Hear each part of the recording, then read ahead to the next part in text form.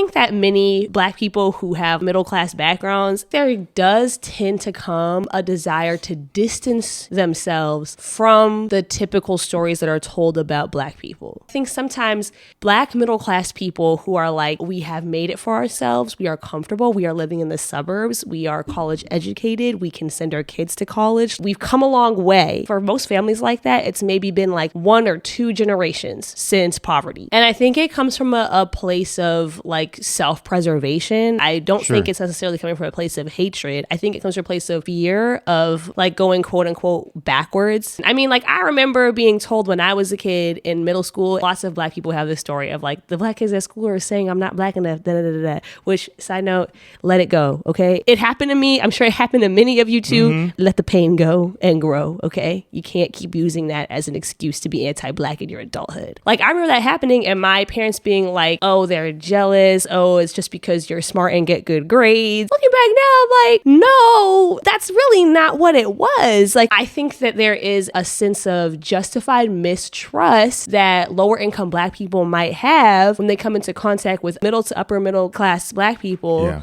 because they know about the attitudes that we sometimes have.